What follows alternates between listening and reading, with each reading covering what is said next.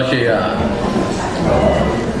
Sezamana Wika, Alawaka, Nala Giri,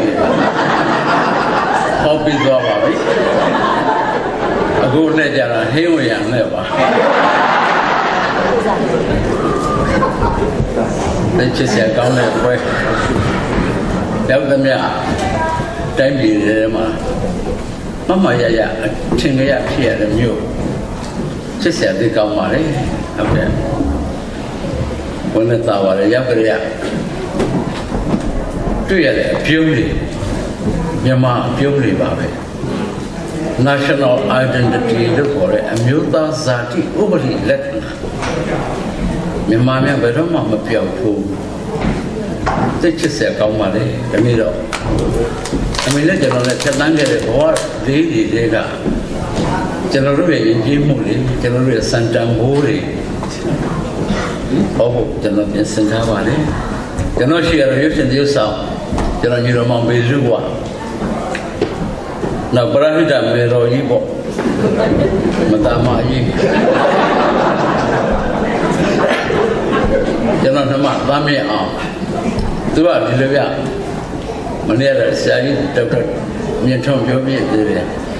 John said, "I said, my you have that you look at Saint Wine, not do that the whole Gita. Mother Bella, I'm just a general don't have said, say, General Sarabelli, Samai General, Samai Valley. Oh, they won't have a Betano Chita. Rodami am the General Chita, Madame Chita. You drink two charm, Madame. Say it, do a jeep of Macan. A good bride. The Nai Casa Muria, Mialaro. I'm a little and Yavemia. A then in Miala, Madame Lunija. That's what we are. Gundare, now you got Jamsia. Take on a baby, Jamsia, the Mazasia. They went through. Don't have so the charm in it, natural. You can do some who will do you can then bar no appear. Piano action piano, a model army piano, any illusion and done by the corner. Josia got you. Josia than bar and pure poo. You're not a magi. Villana than bar. I don't know what you have here. Such a union and on a new item of horror. A canna who are little totally way of it. Only lose way. The room of piano. Turtle, don't you see the such a union. A cow biography of the pet. The room of the pool, there's a look on the geography. About what they come at one. The only book we take. Such a union to time to sign up. Look out, Chunior, the pony them of your book. Look out, Chunior, the Apaga Menali, Sweet Union, we are just saying Pidodi. That chip I can have your name. Some may mafia. That you got some mafia, so one that one. Look out to you, the Ladami Chow, Netaji, or that TV. Name a good Jozo. The Boba Lahi. That you got Baba here. Hope you make a masabi, hope your way. And then you hope you make a masabi, hope your way. My joy of Nato da Senior, beat the G. You the G, you see, come the ya. Nato da Senior was the Nari. We got young later.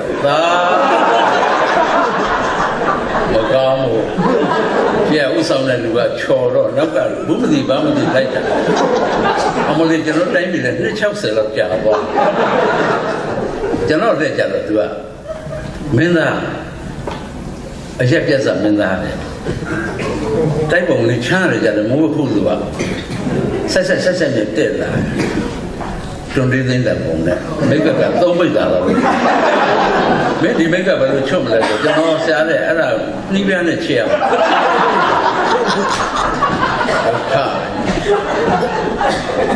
ကျွန်တော်လည်းဖတ်ဆရာနေမမြင်လို့မပြောချင်ကုန်းစံကြည့်ပါမှာအဖကဥပရွှေလို့နော်အဖေကဒေါ်သိန်းပါလို့နော်အဲ့ဒီဥပရွှေနဲ့ဒေါ်သိန်းညားကြတဲ့ခါကြတော့အောက်ကလည်းကျွန်တော်လှမ်းပြဆရာအပါလေးနေပါလို့နော်ကျွန်တော်ပြောလို့ပါလို့နော်ကျွန်တော်အကြောင်းမပါသေးဘူး10 မိနစ်လောက်ကြာစစ်စရာသိကောင်းတာပဲကျွန်တော်တို့သွားရလာရခေါ်ရတာလေပေါ့နော်အဲ့တော့အတန်ကပြောက်ခဲပါလေမပြောက်ပါဘူးဒါမပြောက်ဘူးသိကောင်းပါလေဘယ်နဲ့သာပါလဲရောက်ကြရတွေ့ရပြုံးနေမြန်မာပြုံးနေပါပဲ national identity လို့ခေါ်တဲ့အမျိုးသားဇာတိဥပဒေလက္ခဏာမြန်မာပြည်ဘယ်တော့မှမပြောက်ဘူးသိချစ်စရာကောင်းပါလေဒီနေ့တော့ဒီနေ့လည်းကျွန်တော်လည်းချက်တန်းခဲ့တဲ့ဘဝတွေတွေကကျွန်တော်တို့ရဲ့ကြီးမှုကျွန်တော်တို့ရဲ့စံတန်ဖိုးတွေဘောကျွန်တော်ပြင်ဆင်ထားပါလေကျွန်တော်ရှိရတဲ့ရုပ်ရှင်ရုပ်ဆောင်ကျွန်တော်မျိုးတော်မှာဘေလူဘွားနော်ပရဟိတမေရောကြီးပေါ့မသာပါကြီးကျွန်တော်ကမမေ့အောင်သူကဒီလိုပြမနေ့ကဆရာကြီးဒေါက်တာမြင့်ထွန်းမျိုးပြည့်နေတယ်ကျောင်းဆရာကြီးဆရာမကြီးများတက်ကြီးလို့ပြင်ဆင်သွားရင်နားတူတဲ့တော့လို့ကြည့်တာငါလည်းပဲလာမသိဘူးဟာဒုက္ခတော့ရောက်ကြက်ငါဖမ်းဖို့ငါပတ်ဖို့တော့မပြောနဲ့ငါရေးလိုက်တယ်ဟောဒီပရဝတ်ဘောကကံဥစားနဲ့ဝါလုံးတစ်လုံးရေးပြလိုက်တယ်အဲ့ဒီဝါလုံးဆက်တစ်လုံးဖြစ်တော့နှလုံးပေါ်နှလုံးဖြစ်တော့လေးလုံးပေါ်လေးလုံးဖြစ်တော့ရှစ်လုံးပေါ်လိမ့်မယ်မင်းတို့ရှင်ဘင်ကဖမ်းဖို့မပြောနဲ့ပတ်ဖို့မပြောနဲ့ဒါပဲဖြစ်ကြည့်ပါဦးငယ်ကကျွန်းတယ်ခင်မွန်းတယ်ငယ်ကကျွမ်းတယ်ပေါ့ငယ်ကကျွန်းတယ်ကျွန်တော်ဖတ်ဖို့ဖတ်ရတယ်လွမ်းတော်မဟုတ်စာကိုစီရဲတင်းဤတင်းဝါတင်းမြရီတမ်းမြန်တော့ဟိုထိမှာပန်းစွာတင်ပါလားအိုးလွမ်းတော်မဟုတ်စာကိုစီရဲတင်းဤတင်းဝါတင်းမြရီတမ်းမြန်တော့တမ်းပါလို့ရလွမ်းလို့ကိုဆိုရတဲ့တိတ်ကအော်လွမ်းတော်မဟုတ်မရဘူးဘာဆိုတော့မှတမ်းပါလို့လွမ်းမရလွမ်းကိုဆိုရတော့မှာကာယံလက်ချိတ်တာအဲ့ဒီချင်းမှာပဲညုံငါစပွဲလွန်ပါရတယ်ကြာပဲအိုင်ကြီးအလေဟောသူကြတယ်လွမ်းမဟုတ်ပြန်ဘူးညုံငါစပွဲညုံငါစညုံပါတော့လွန်ပါရတယ်ဖြစ်ရတယ်ပြောမဆိုအများကြီးပေါ့ထားပါတော့ကျွန်တော်တို့ကအင်မတန်စနစ်ကြီးတဲ့လူမျိုးရည်ကြီးမှုကြီးတဲ့လူမျိုးကိုယ်ကြပြကိုယ်စာကိုအလင်္ကာကိုအခရာကိုပိုင်ရှိတဲ့လူမျိုးပါဘယ်နေရာပဲရောက်ရမြတ်စွာဘုရားပြည့်ပြည့်ပြီးသားပါပဋိယုပဒေသဝါသောစလူမာဇာတိနဲ့ဘဝတိနှစ်မျိုးရှိတယ်ကိုမွေးဖွားရအရက်ကဇာတိပေါ့ကွယ်တဲ့ဇာတိလည်းချစ်ကောင်းတာပေါ့အေးဘဝတိလျှက်ပတ်တဲ့အရက်မှာလည်းမင်းတို့နေလို့ရတယ်နော်တဲ့ဘုရားရှင်ကဖွင့်ပြတယ်မင်္ဂလာတရားတော်မှာကိုဖွင့်ပြပြီးသားနော်ပဋိယုပဒေသဝါသောစမင်္ဂလာပဲဘယ်ဝဲရောက်ပဋိယုပကြတဲ့လျှက်ပတ်တဲ့အရာမှာဘဝနဲ့ match ဖြစ်တဲ့အရာမှာကျွန်တော်နေရမှာပဲဒါမင်္ဂလာရှိတယ်လို့ခံယူသားမှာဘုရားရှင်ဖွင့်ပြပြီးသားလို့ခံယူသားမှာသို့သောကျွန်တော်တို့မပြောက်ဘူးကမြန်မာစိတ် national identity ဒါတော့ကျွန်တော်ပြောက်မရမပြောက်နဲ့မပြောက်ကြဘူးဒါလေးတော့ရှင်းပြရမှာခြေနှက်တာမြို့လေကမန္တအယက်မာတဲ့ကုသိုလ်ကြောင့်အိုးလျံငယ်ပြူလျံငယ်ပြူရှင်လူပြူငယ်ရဲတာကြောင့်အိုးလို့ကြောင့်ဆိုလို့ရွှေ တော့ဒီမှာမခံနိုင်ဘူးလို့ချင်းကြာလာပြီးချင်းလွယ်နေတည်ရရတယ်အလှတွေမှာနောက်ဆုံးအလှပြီးပြီဆိုတော့ဥပပြောတယ်ပဲပုပ္ပရှေ့ဦးပြုတယ်ကုသိုလ်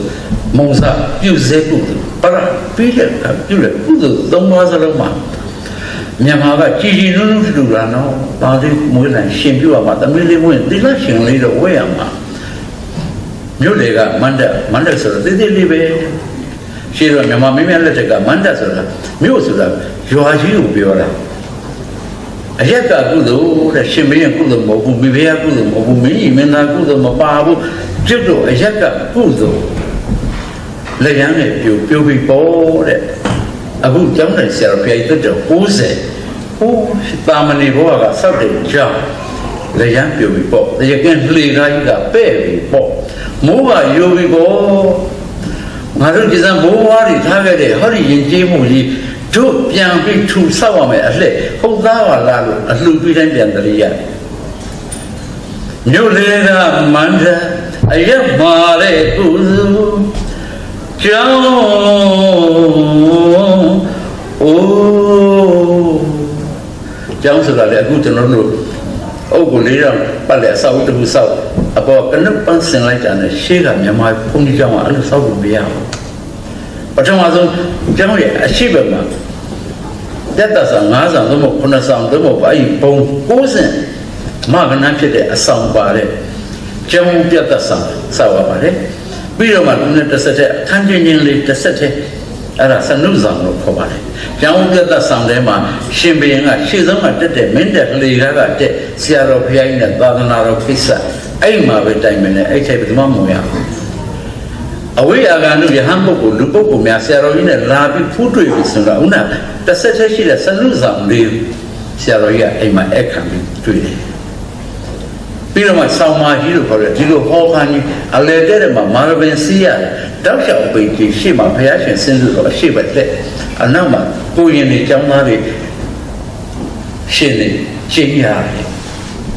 ဟဲ့လို့စမြင်ပတ်လေအောက်မှာတထောင်လောက်အနှိမ့်ပတ်လေခင်းပေးထားတယ်စမြင်ကဆရာတော်ဘုရားကြီးဆင်းညံလျှောက်ပြီးတော့မှဆောင်းမာကြီးနဲ့တစ်ဆက်တည်းအမိုးမဆက်ရအမိုးမပါဘဲနဲ့ဆောင်းလေးတစ်ဆောင်းတရွဲတဲ့လို့ရတယ်ဘောဂဆောင်းလို့ခေါ်တယ်ဘောကဆောင်ဘာလို့ဆိုတော့လူတဲ့ပစ္စည်းချာနေလွဲညမကူးအောင်ဆိုတဲ့အခါမျိုးမှာဒါကျွန်တော်ဝိနည်းကိုစောင့်ထင်းတဲ့ရှင်းမှာဘုန်းကြောင့်ဒီ၄ပါးပါပါတယ်ကျောင်းပြတ်တာဆောင်စနစ်ဆောင်စောင့်မာကြီးနဲ့ဘောကဆောင်ပါမှရှင်းကကျောင်းကြီးဝိဟာရဖြစ်တယ်ဒါကြောင့်တပုတ်တပည့်တမှုနဲ့စုတဲ့ဒီကျောင်းကြီးမြို့လေကမန္တအရက်မာတဲ့ကုသိုလ်ကျောင်းအိုးလျံငယ်ပြိုရှင်လူပြိုငယ်ကလေးကရှင်လူပြိုငယ်ကလေးကကျောင်းအိုးလို့ရွှဲတော်တုံပြုံးဘာဆိုင်မှမပြီးတော့ဆိုင်ရပြန်ပြီစကွန်လေးတစ်လုံးနဲ့ရကွန်းလေးတစ်ချက်ထားပြလိုက်အမလီအဲ့ဒီရီရတဲ့မျိုးကလည်းတကုန်းကြည့်လိုက်တာတုံပြုံးအကုန်တမန်တယ်လို့မြည်ကြတယ်ရောတန်ကြလို့မျက်ရည်မကြရင်ဗမာမဟုတ်တော့သိကြတယ်အလှအမက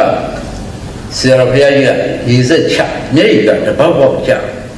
ရေစက်ကရေကလည်းတပေါက်ပေါက်ချဘာလို့ကြတာလဲသွားတယ်ဖေးကြီးတို့မေးကြီးတို့တွေးကြီးတို့အဖေတို့မေးတို့ဖိုးတို့ဖွားတို့ကျွန်တော်ကျမတို့ပြုကြတော့ကုသလဖို့ဘာကရောက်ရဘုံကအမြပြီးပြီတဲ့အခါသာဓုကောင်းရီစွာအဲ့ဒါလိုမှခေါ်နိုင်ပါမလားလို့ခရဲကပင့်တင်လိုက်တဲ့အဲ့ဒီဓာတ်ကမနောဓာတ်ကမျက်ရည်တပြုံးကျွေကြောက်ပင့်တင်လိုက်တဲ့အခါမငိုတာမရှိဘူးကျွန်တော်ဇနီးကင်းတို့ရွာမှာအမှန်တန်ရွာတင်ငယ်ပါတယ်တမန်တဲ့လုံးကိုလည်းပြောတာကြားရင်တုံပြုံးစုံလာပဲအိမ်နဲ့ငိုတာအားရစရာကြီးငိုနေတာဟိုတော့ဆောင်းကြီးတော့လက်ပုတ်မေးကြည့်တယ်ကြီးတော့လို့ဘာလို့ငိုတာမပြောတော့ဘူးရှိရငိုလို့ငါလည်းလိုက်မယ် ဟိုအပေါ်ရှိတယ်ငိုတယ်ကျွန်တော်လူမျိုးတွေချစ်ဆက်တဲ့ကောင်းတယ်အပေါ်ရှိတယ်ငိုတယ်နော်သူမျက်ရည်ကြတော့ဘာမှမသိလိုက်ငိုတာပန်းကိုရင်လက်ဆွဲပြီးကိုရင်လေးကမဲမဲလေးပေါ့မောင်သားချိုလိုလေးနေမှာသားလေးကပေါ်ပေါ်လေးနဲ့အသားလေးကမဲမဲသင်္ကန်းကဝါဝါနဲ့ဥပိစိမ့်စိမ့်နဲ့တပိတ်တော်လေးမနိုင်တနိုင်လေးပိုက်ချအမေကလက်ဆွဲထားအောင်မလေးအိမ်ကိုရှင်သာရိပုတ္တရာကြွရတယ်အောင်မေးတာတော့ကိုသားလေးမဲမဲလေးကိုသာဘလူရင်မပိုက်ပါလို့ကျောင်းတော်ဟူတဲ့လိုက်မဲပြင်းကျောင်းတော်တဲ့လိုက်မဲပြင်းကျောင်းတော်ဟူတဲ့လိုက်မဲပြင်း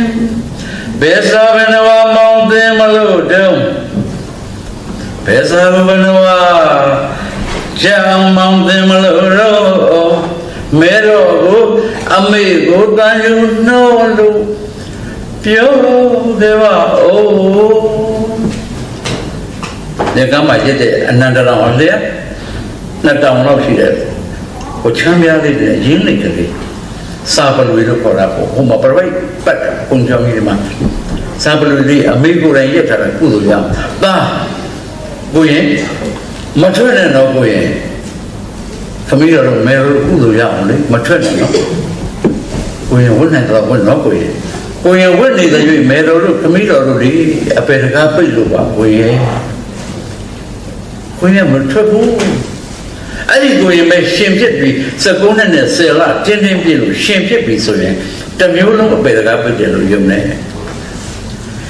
အဲ့ဒီမှာကျောင်းကြီးဝိဟာရရှိပြီးဆက်လို့တန်ဃာတော်များရှိပြီးလက်စီပိဒလသိက္ခာကာမသီလဝန္ဒဖြစ်တော်မူကြကုန်သောဝိပဿနာဒုရကံထဒုရနှစ်ပါးဆောင်ရွက်တော်မူကြသောဓမ္မနုဂဟသာသနာတော်အကျိုးစွမ်းဆောင်ဓမ္မဆောင်ရွက်တော်မူကြသောအင်္ဇလိကရဏီယောလက်ဥချီမိုးရှိခိုးခြင်းကထိုက်သောသံဃာတော်ရှင်သူမြတ်များရွာဥမှာတရင်သုံးပြီးကျောင်းကြီးဝိဟာရရှိပြီဆိုရင်တရွာလုံးအပေတကားပိတ်ပြီးလို့ယုံကြည်ကြတဲ့လူမျိုးပါအခုတော့ကျွန်တော်တို့လေမေတ္တာတွေခန်းချောက်လိုက်တာတယောက်ကိုတယောက်မဆောင်ရှောက်လိုက်တာသိကြောက်ဆက်ကောင်းတဲ့အခြေအနေဖြစ်လာပြီအခုတော့ကျွန်တော်တို့နိုင်ငံတော်သိကိုသွားရမယ်တိုင်းပြည်နှစ်ပေါင်း50ဖျို့ဖျဲဖြစ်ကြရင်ခဲ့ပါပြီအားလုံးသိတဲ့တိုင်းပါပဲအဝေးကကိုရွာလေးကိုလှမ်းကြည့်နေမဲ့မြမစစ်နဲ့စပီမြန်လို့သူများရဲ့စိတ်ကျွန်တော်တို့နားလည်ပါတယ်သိပါတယ်။ဘာနဲ့တူလဲဆိုတော့1945စစ်ကြီးပြီးတော့သကိုင်းတောင်ရိုးမှာတော့စစ်ဖို့တဲ့လူတွေကမန္တလေးမြို့ရဲ့ပြန်အလားထူးထူးခြားခြားတာအစုပ်ပြီးသစည်းပေါ်မှာတူရိယပစ္စည်းအဟောင်းတွေနဲ့တူရိယပညာရှင်တချို့ပါလာတယ်။အဲ့ဒီပညာရှင်တွေကတော့နောက်ခါမှာထင်ရှားလာတဲ့မြို့မှာအသင်းတူရိယဝိုင်းကြီးပေါ့အေးမန္တလေးကိုမလာတော့မန္တလေးတောင်ဘက်အမရပူရကမန္တလေးလှမ်းကြည့်လိုက်တော့အကုန်လုံးတိုက်တာအင်ဂျီတွေပြုတ်ကျပစ္စည်းမိဘူးတွေနဲ့ဘုံတန်ခံထားရတယ်။အိုးအေယာတွေကအရှိပဲရှမ်းရုံးမှကြည့်တော့လေဘယ်အဆောက်အဦမှကောင်းတာမရှိတော့အဲ့ဒီစိတ်ရှောင်နေတဲ့စစ်ရှောင်တွေပြန်လာတဲ့ထဲကအဲ့ဒီလော်ရီကားကြီးပေါ်ကဒုရိယသမားတွေတိမှုတ်လာတဲ့သချင်းသမိုင်းတွင်ခဲ့ပါပြီရေးသားသူကတော့ဆရာကြီးအေဝမ်းဆရာညာသချင်းနာမည်ကအားလုံးသိတဲ့အတိုင်းပြည်တော်ဝင်ဆိုတဲ့သချင်းဖြစ်ပါလေအဲ့ဒီချင်းလေးနဲ့အခုသွားတူတယ်လို့ကျွန်တော်ခန်းစားရတယ်ပြိုပြက်ပျက်စီးသွားတဲ့အဆဆဆယိုယွင်းနေခဲ့တဲ့အခြေအနေစုကကျွန်တော်တို့အားလုံးပြည်တော်ဝင်တဲ့အခါPhoenix နဲ့များဟာပြာဟူတွေကရုပ်ထတယ်လို့ကျွန်တော်တို့မြေအုပ်တို့ပြူလျာကြောက်စစ်ကြောက်သားနဲ့ပြန်တိဆောက်ရမယ့်အချိန်ဟာဒီချိန်ပဲလို့ကျွန်တော်တို့ခံစားရပါတယ်။တချင်းကလည်းအလုံးသိတယ်မြို့ထဲဝင်လာပြီဆိုတော့အဲ့ဒီပြည်တော်ဝင်တချင်းလေးဆိုပြီးဝင်ခဲ့ကြတယ်။ခါရောရောက်ဖြစ်နီလူသာပဲဒေါ်တော်မမနှမတို့ရဲ့အသေးဆွေချမိတ်ဆွေစိတ်ကဆွဲလွန်နေအခါတော်ရောက်ချင်းနီလူသာပဲဒေါ်တော်မမနှမတို့ရဲ့ အသေးသေးချစ်စိတ်ကြီးစိတ်ကဆွဲလို့နေမြို့မနဲ့တူတဘလိုက်ပါနိုင်စီအောင်စီယွန်းတံကြာရီထင်ပြေတော်ဝင်မဲလေးတိတ်ကောင်းတဲ့ချင်းပါပဲဆရာညာရေးပြီးတော့မြို့မအတင်းကြီးရဲ့ဒီတချင်းဟာလည်းပဲနှစ်ပေါင်း90လောက်ရှိပါပြီကျွန်တော်တို့လည်းဒီတိုင်းမှာပဲတင့်တဲ့တာယာစီကဟိုတုန်းကနိုင်ငံတော်ကြီးတွေတမိုင်းရှိခဲ့တဲ့လူမျိုးအတိတ်ရှိခဲ့တဲ့လူမျိုးဆိုတာကြီးတွေပြိုပြက်သွားပြီးတဲ့နောက်ဒီတစ်ခါတော့ကျွန်တော်တို့နိုင်ငံတော်အသစ်ကိုမြစ်တာအဖြစ်ပညာအဖြစ်ပြန်တည်ဆောက်ရပါလိမ့်မယ်ကျွန်တော်တို့ကခညညလူမျိုးတွေမှမဟုတ်ပဲအားလုံးသိတဲ့အတိုင်းပါပဲအတိတ်ရှိတဲ့လူမျိုးသမိုင်းရှိတဲ့လူမျိုးတခြားလုံးကျွန်တော်တို့ကြောက်စိတ်ကြီးနဲ့နေခဲ့ရတယ်ဆရာမောင်သားချူပြောခဲ့ပြီကြောက်စိတ်ကြီးနဲ့ကျွန်တော်တို့နေခဲ့ရတဲ့ဘဝကအခုတော့ကျွန်တော်တို့တက်တည်ရှိတဲ့လူမျိုးတက်တည်ရှိတဲ့တိုင်းပြည်ဖြစ်ဖို့ကျွန်တော်တို့အားလုံးမှာတာဝန်ပြန်ရှိပါပြီတို့မှတစ်ချင်းနဲ့မှပါပါတယ်သိကောင်းတဲ့အလိုက်ကလေးပါပဲဒီချင်းက1930မှာပေါ်တော့အမျိုးသားကောင်းဆောင်ကြီးဗိုလ်ချုပ်အောင်ဆန်း15နှစ်သားဘယ်လိုရှိတန်းလောက်ရှိအောင်မဲဒီနေ့ညလေဘော်တဆောင်ကျမှာဒီချင်းလေးလာပြီးဆိုကြတော့တချင်းလုံးကလေးလာဆိုတော့ဗိုလ်ချုပ်ကရင်ထဲရောက်သွားတယ်အဲ့ဒီရင်ထဲရောက်ချင်းဟာနောက်ခါမှာတန်ဖိုးဖြစ်ခဲ့ရပါတယ်တချင်းကသိကောင်းတယ်တပိုက်သခင်ချင်းတို့ကျင်ညာပါသခင်မျိုးဟိတုပမာမိုးအောင်မြေပြင်မှာအထက်တန်းစိတ်နဲ့စာမရီတွေတို့ပမာသခင်ချင်းတို့ကျင့်ကြပါသခင်မျိုးဟိတို့ပမာမိုးအောင်မြေပြင်မှာအထက်တန်းစိတ်နဲ့စာမရီတွေတို့ပမာဘုရားအောင်ဆန်းရဲ့နှလုံးသားလေးကိုတဲ့ဒီစာသားလေးရောက်ပါရေးသူက YMB သခင်တဲ့တချင်းကတို့ပေါ်မှာတချင်းသခင်လူငယ်တွေက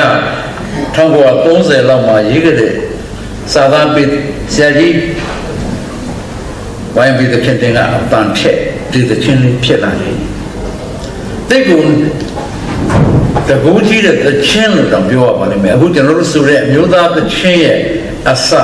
1930မှာပေါ်လာတဲ့တချင်းဒါပေမဲ့ကျွန်တော်တို့ကြောက်စိတ်နဲ့နေခဲ့တယ်အမေဒီကြောက်တော့ကျွန်တော်တို့သားလေးကြားကြောက်တယ်ဒီချက်မှာကျွန်တော်တို့ညရင်တတ်ထက်အောင်ပါတယ်ကျူးတို့ကျွန်တော်တို့တတ်ထက်အောင်ကျူးရတော့ကျင်းနေချွနေရပေါ့ဒီရွာလေးမှာကျွန်တော်တို့လွန်ခဲ့တဲ့နှစ်ပေါင်း50 60နေခဲ့တယ်ဗုဒ္ဓံတဏံကိသာမိဓမ္မံတဏံကိသာမိသံဃံတရဏံကိသာမိယနာသုံးပါးမှာပဲဘယ်ရပြီးတော့အခြားကိုယ်ွယ်ရမရှိပါဘူးအမေပြောတဲ့အမေကျွန်တော်တို့ကလက်မြရတဲ့ပုပ္ပါညနေတိုင်းသွားကြတော့တယ်အမေဒါပေမဲ့လည်းမကောင်းတဲ့ပုပ္ပါသွားကြတော့ကျွန်တော်တို့အမေခါလေးဆွဲလိုက်ကျွန်တော်တို့လည်းကြတော့ရတာပဲအဲ့ဒီတောင်ကြီးပေါ်သားရေးတဲ့မဟာဂရိနတ်မောင်နှမဆန်းလေဆိုတော့ကျွန်တော်တို့ဘာမှမသိကြောက်ဟိုးဘကနာတနေ့ဆယ်ရင်မြင်းနဲ့လာပြီးပန်းခုတဲ့မန်းယူတဲ့ကိုပြက်ကလူညိုရင်နဲ့ပုပ္ပါသူလေးကလည်းလှလိုက်တာမပြောနဲ့တော့မေဝနာလေးတာရဲ့အေးတွေ့ပါများတော့လေမေတ္တာရှိကြပါဠိနှစ်ပါးဟောတော့ရွှေဖြင်းဦးနဲ့ချင်းစိတ်သားတော်ကြီးကဖြင်းကြီးတဲ့သားတော်ငယ်ကဖြင်းငယ်တယ်သူလက်ထိတောင်းမှာပဲတာရဲ့အမေကြောက်တော့ကျွန်တော်တို့ကြောက်တယ်အမေချွေးကနေပတ်စံနှစ်ချက်ကျွန်တော်တို့ဘယ်တော့မှခိုးလို့မရဘူးဂျိတ်ကအကြီးပဲအဂျိတ်ကြီးနဲ့တူတာကမောစာဘာနဲ့လုံလုံသေးတယ်ဒါပေမဲ့နဂရောလာရင်အမေကအဲ့ဂျိတ်ကိုသူ့ကိုယ်တိုင်ဖြုတ်သွားပြီနဂရောလည်းပင်ပင်လေးတက်90အမေကြီးစီတော့စိတ်ရင်အေးညကအိမ်မက်တဲ့ကွဲဟိုးကိုကြီးကျော်တက်တိုက်နှမ်းမှာခဏမနဲ့9နာရီတက်တိုက်မှာတဲ့နဂရောလည်းသူ့ Facebook ကနေကိုကြီးကျော်အနှမ်းပြောလိုက်တဲ့တိုင်ပြောအမေတို့ကြောက်နေငါတို့ပြုနေမောင်းမလေးလောင်ကြီးထက်ဟဲ့မနိုင်ပဲရှိပါမလားကိုကြီးတို့ကြက်ကကြက်ဖောင်းလေကြက်ဖောင်းဆိုတာအဖြူပြောတာတော့ဖောင်းဖောင်းပြောတာမဟုတ်ဘူးဖြာချားလို့ခေါ်တယ်မြင်းများဖောင်းဆိုတော့မြင်းပြူပြောတာဟဲ့အေးအတောင်ပြန်လေးညှက်ထားတဲ့ကိုကြီးတို့ကြက်ကတပိုက်ထေကတကြိုက်ခဏိညတနေ့မနေ့9နာရီကြက်တိုက်မလဲထည့်ရဆိုတော့အမေအဲ့နှစ်ချက်တစ်ချက်ထည့်ရတယ် ဘုရားကျော်ကျက်ကညဘက်ဆိုရေနွေးနဲ့ခွက်လက်ပြင်းမနေ့ဘက်ဆိုရေအေးနဲ့ခွက်လက်ပြင်းတန်ရင်တိုင်းတန်နဲ့ကျက်ပဲအေးမနိုင်ရှိပါမလားနာနေမနေနိုင်ရေသုံးပါရဲ့ကျက်ဖောင်းလေးနာကတော့တောင်းတောင်းလေးကြိုင်ပြီးပြောလိုက်ရင်အမေကနောက်တစ်ချက်ထုတ်ထားနာနေမနေနိုင်ရေသုံးပါရဲ့ကျက်ဖောင်းလေးမနေ့ကိုရင်ဝေးညရေအေးနဲ့ကိုကြီးရောင်ရမွေတဲ့ကျက်ဖောင်းလေးအေးတောင်းတပြားငွေများရဲ့နဲ့လောင်းစရာငွေမရှာပါဘူးကြကြတိုက်မဲ့ပြင်းမြင်ဆိုင်တော့ရှင်တန်ကောင်းကိုနေမပါလို့အလူရှင်လူတို့တန်ကောင်းကိုတန်ကောင်းကိုနေမပါလို့အရကလေးကိုရဲ့အာမနာငါအိမ်နေခြင်းကိုရဲ့အာမနာမတော့ရရင်သီလဆောင်လေမတော့ရတယ်သီလဆောင်တယ်အောင်သာချိုကြဒီလိုသချင်းနေနဲ့နေဝင်းမြင့်တို့ကြီးရတာတာထဲအောင်တို့ကြီးရတာတော့ဆိုင်ဆိုင်တို့ရဲလေးတို့ကြောက်ကြတို့ကြားဖို့ဒီကောင်နေဘယ်နာနေမှတော့မသိဘူးအမေကြောက်တော့တားကြောက်တယ်ကျွန်တော်တို့အဲ့ဒီအကြောက်တရားတွေနဲ့နေကြရတာ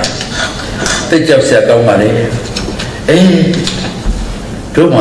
တချင်းပေါ်လာတော့မြို့သားကောင်းဆောင်ကြီးရဲ့ရင်ထဲရောက်တယ်တဲ့ကျွန်တော်တို့ကဘာထူးလဲရင်ထဲရောက်တာပဲ national identity အဖေဘဇုဇုခလီတဲ့သားလေးနေတာရဲ့သမီးလေးနေတာရဲ့ထဲကျွန်တော်တို့အမေတချင်းနဲ့ကြီးကြရတာကြီးပဲဟိုနောက်ဆုံးထိပေးတတ်ကြီးအတူတူပါပဲရင်ထဲရောက်ခဲ့တဲ့တော့အဲ့ဒီနုညံ့တဲ့စိတ်ဟာမြန်မာစိတ်ပဲမေတ္တာစိတ်ပဲအဖေဘဇုဇုတဲ့ကျိုးလေးနဲ့လွှဲတယ်အမေကဆင်းရဲလိုက်တာတာတီလန်လို့ကျုံသားလို့စွန်ချီနဲ့ပလီပဲကိုကြွားပါလိမ့်ကျုံသားလို့စွန်ချီပါလေတော့နဲ့ပလီပဲကိုကြွားပါလိမ့်အိုးချရဲ့ပါအိုး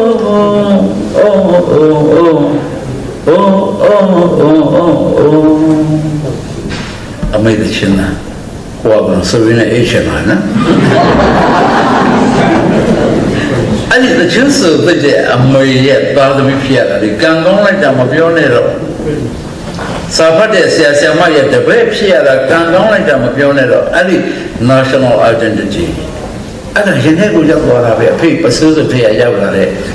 အဲ့ဒီစိတ်ချက်ပဲတချို့အမေတွေရဲတပါမယ်တချင်းမရဘူး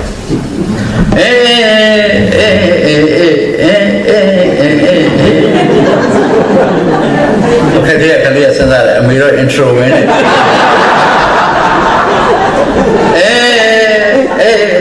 Yes, mula po. Ya mama ya. Tahu, tercing lele terjawab. Tercing sudah. Mana, jangan biar jenaka. Nyai biar gimana? Jangan aja biar. Nasi ni nak pembiwa. Tapi kau nak tercing lele, jangan tamai macam ini. Tahu atau zaman di rumah tercing boleh. နောက်ဆက်ကနေ1940ခုမှာတိုင်းပြည်ပြည်လွတ်တော်ကဝိုင်းရပြည်သခင်တင်ကိုပဲအမျိုးသားသခင်အဖြစ်ပြန်ပြီးတာဝန်ပေးတယ်။ဒီထဲမှာပါတဲ့စာသားတွေအားလုံးနဲ့သိတယ်ဒါတွေကျွန်တော်စူပြကြလို့ပါဒီချိန်မှာလူငယ်တွေလည်းပါတယ်။တကောင်းပြရာစာဒုက္ခမှာပါရီမျိုးသာပါမညိုကုန်တေစာမြို့ကြနဲ့တိုင်းတစ်ပါးဘူသာတိုက်ခိုက်တာအောင်ဝေတာဒုဗမာဘုရားဆန်လူကြားတဲ့တိုးကြည့်တယ်တဲ့ဟွန်ဒီယိုကြီးတွေနဲ့လက်ဆွဲပါကြကြီးတွေနဲ့ပင်ဂျိုကြီးနဲ့တီးနေကြတယ်ညင်းသူဆုံးတဲ့လူတွေကလေးနှောင်းပါလိုက်ကြတာလေဘော်တဆောင်ကြီးမှာဆိုခဲ့တဲ့ချင်းရင်လေးရောက်တယ်မြို့ကြနဲ့တိုင်းတစ်ပါးကိုသာတိုက်ခိုက်ခါအောင်လေသာတို့ဗမာစိတ်မမင်းအစစ်အဖြစ်ကြီးဖြစ်လျက်ထ ချင်းတလေကျုံညာထုံးနေမသွေလောကဓမ္မရာပေငါတို့ကံ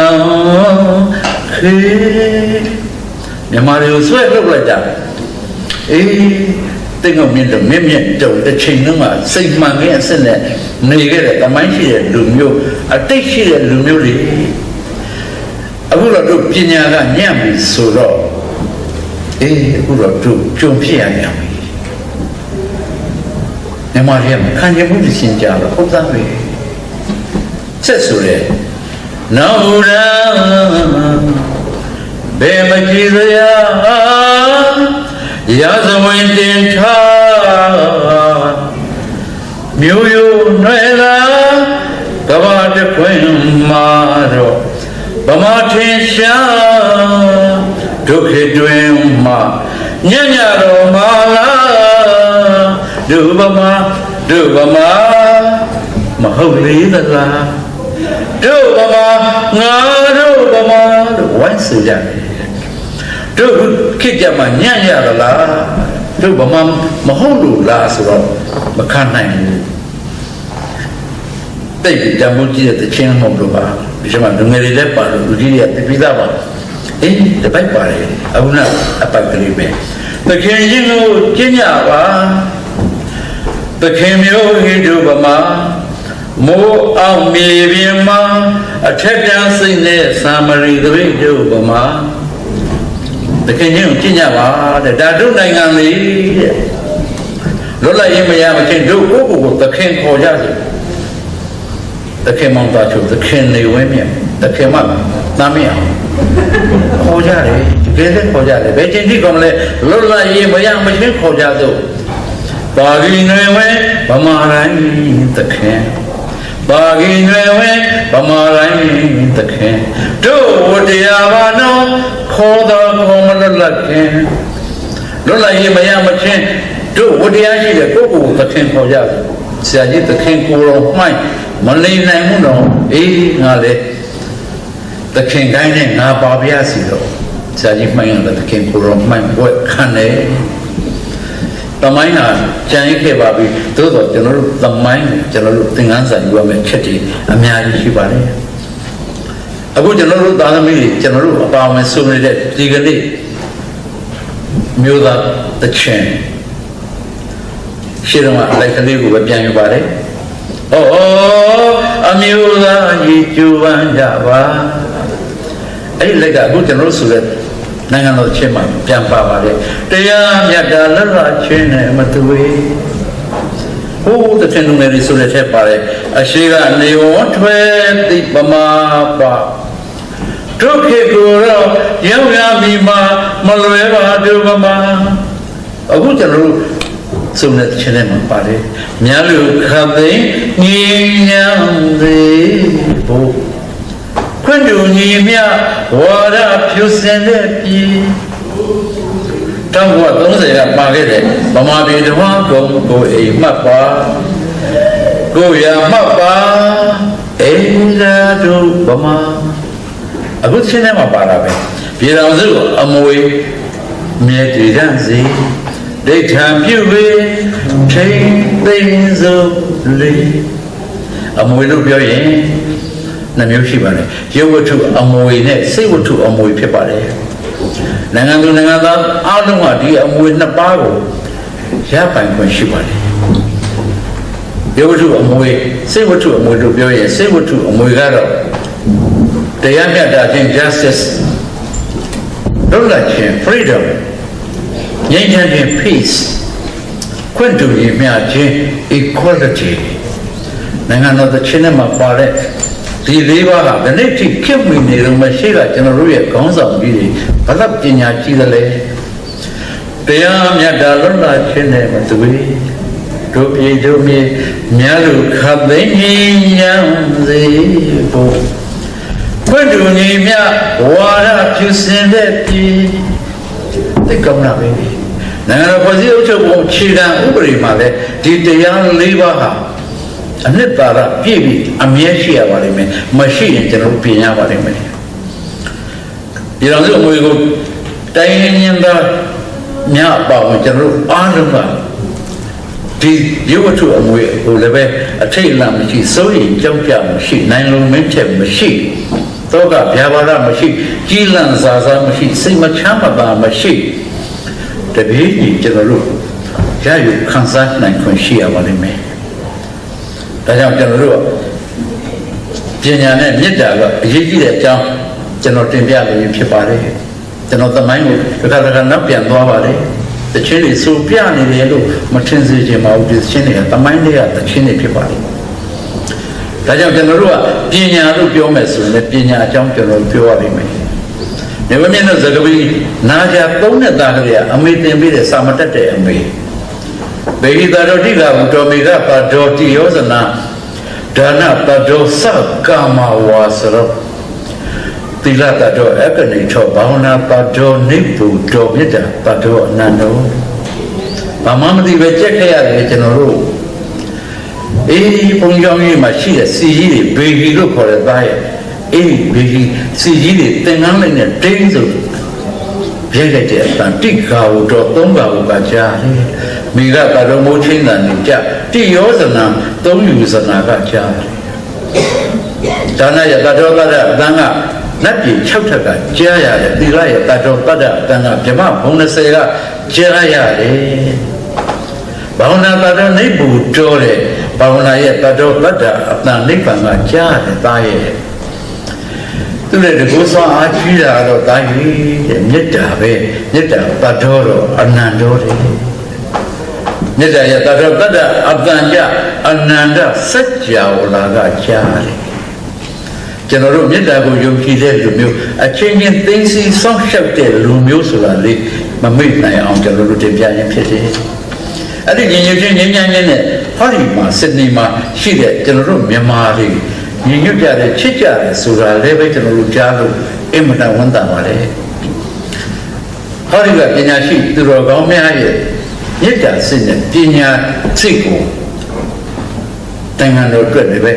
တစ်ဖက်တစ်လမ်းကသုံးဖြတ်နိုင်အောင်ဝမ်းတော်မူကြပါလို့လေကျွန်တော်တို့ပြောချင်ပါတယ်အင်္ဂလိပ်ကဗျာ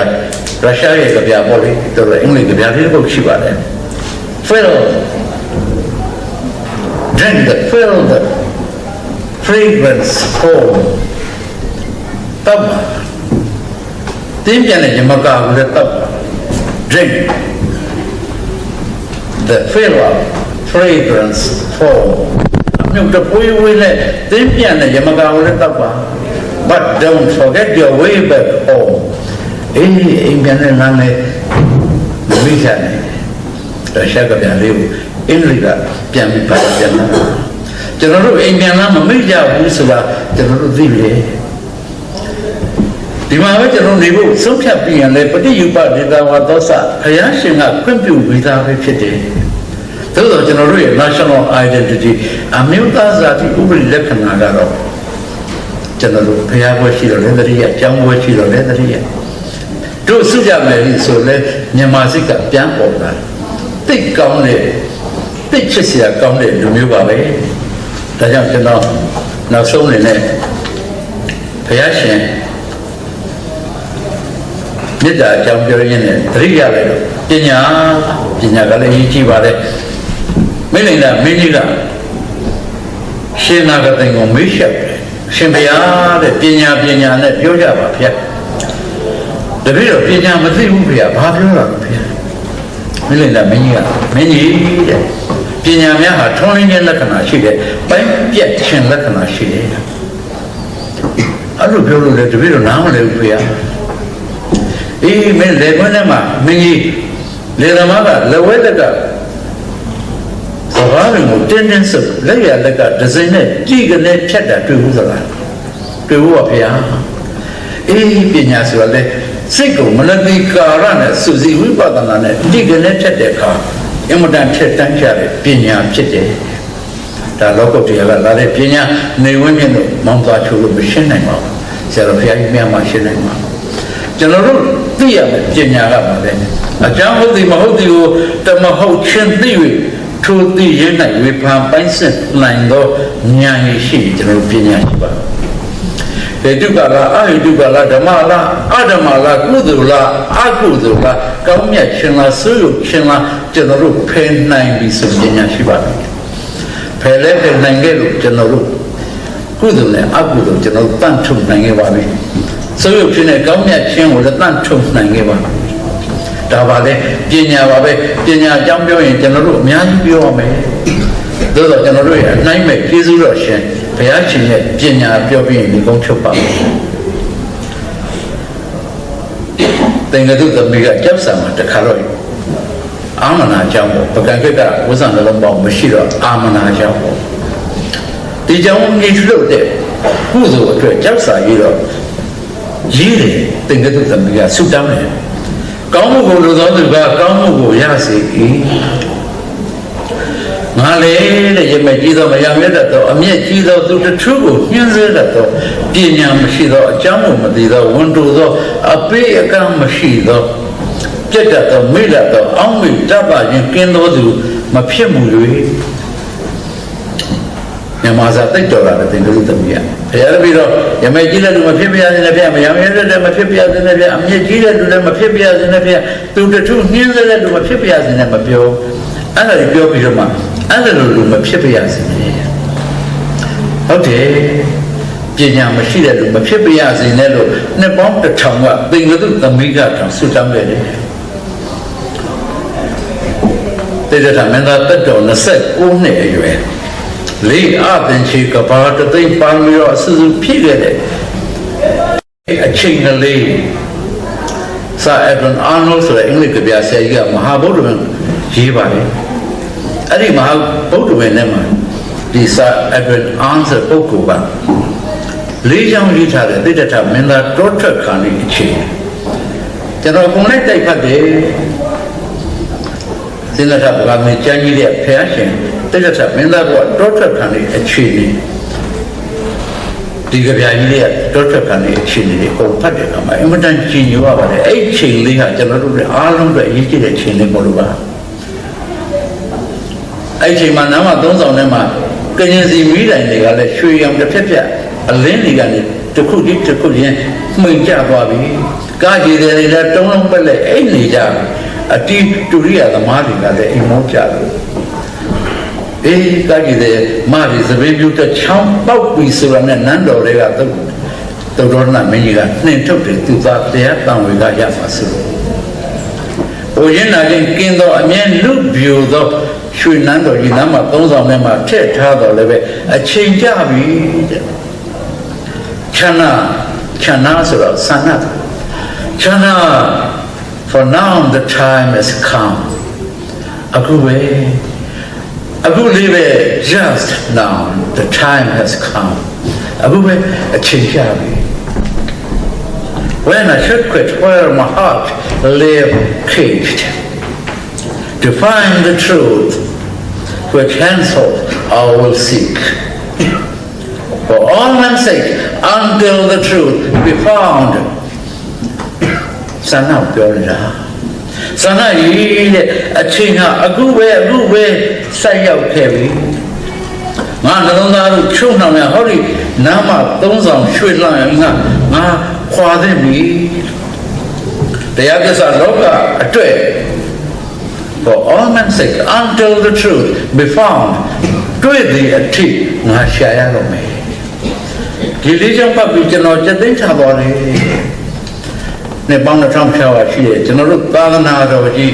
ဒီအနိုင်မဲ့ကျေးဇူးရှင်ဘုရားရှင်ရဲ့ဒီအချိန်လေးရဲ့ဆုံးဖြတ်ချက်ဟာပညာပါပဲဒီပညာလင်းတက်ကြီးကြောင့်ကျွန်တော်တို့ကံကောင်းလိုက်တာဘာလို့ရဟုတ်လားပိုက်ပွင့်အိမ်မောကြနေရတော်ရပိမာတီဘူးပညာစီမီးတယ်အလင်းမီးနဲ့တခါတည်းကြာကြီးလေးဖက်ကြီးသူ့ရဲ့ revolution သူခွာရတော့မယ်ရသော်ရဒီကနေ့တော့ငါမဟာနိကမမြတ်တော်တိုးထွက်ခြင်းထွက်ရတော့မယ်ငါကိုခွန်းတော့နှမရွှေနိုင်ဥပ္ပေရိကငါထွက်ခွာတဲ့အခါမင်းငုံမနေနဲ့နော်မရဲ့စဉ္ညာကောင်းလင်ရငါဝိနည်းနဲ့ပညာငါအခုပဲဖတ်ရပြီရွှေနန်းဆောင်းအတွက် တိုင်းနိုင်ငံပြည်တော်တွေအတွက်သူတစ်ပါးရဲ့ပြိဒေဝမျက်ရည်ကြီးပေါက်တွေအတွက်သွေးစာနေကြတဲ့အလျံတကြီးကြီးဓာလန်လေးများလက်နဲ့တွေအတွက်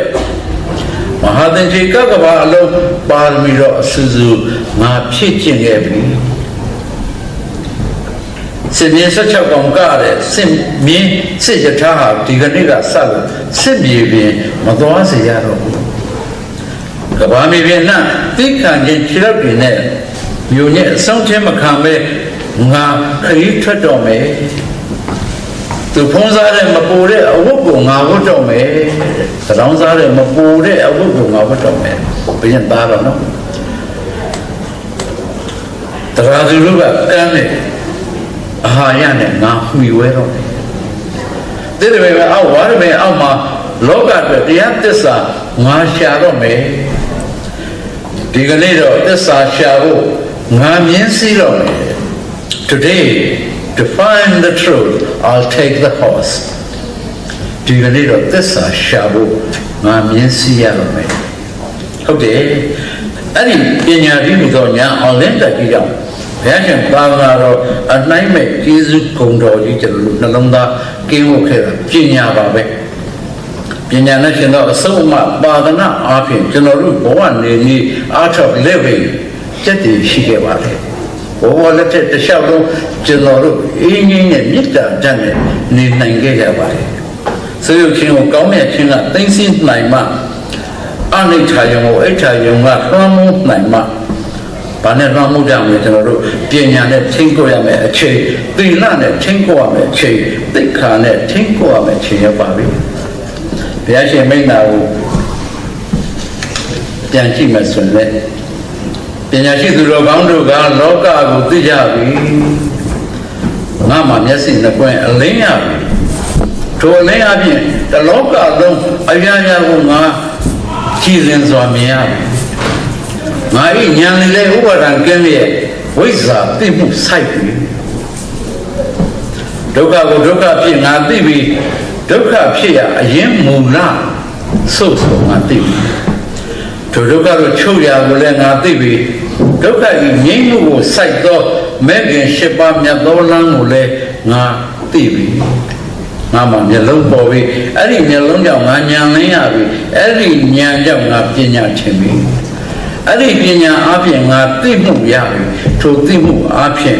လောကတစ်ခွင်လုံးအလင်းတက်ပြီးရှင်ရှင်ရင်းကြီးရှိခဲ့ပြီပါဠိလိုပြောရင်တော့ငါမျက်လုံးပေါ်ပြီစက္ကုံဥဒ္ဒပါတိ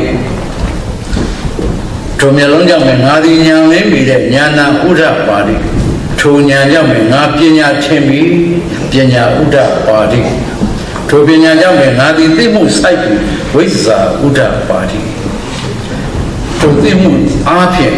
လောကပညာအားဖြင့်အရှိန်ကြီးထွန်းလင်းနိုင်ခဲ့ပြီအာလောကောဥဒ္ဒပါတိစတိမစပိချစ်တယ်များအားလုံးမျက်လုံးပေါ်နိုင်ကြပါစေထိုမျက်လုံးကြောင့်ဉာဏ်လင်းနိုင်ကြပါစေထိုဉာဏ်ကြောင့်ပညာထင်နိုင်ကြပါစေထိုပညာကြောင့်သိမှုစိုက်နိုင်ကြပါစေထိုသိမှုဝိဇ္ဇာအားဖြင့်လောကတစ်ခွင်လုံးအတွက်အလင်းတက်ကြီးရှင်ရှင်ကြီးကြီးထွန်းညှိနိုင်ကြပါစေတည်းပြောကြရင်ဒီကုန်းချုပ်ပါမယ်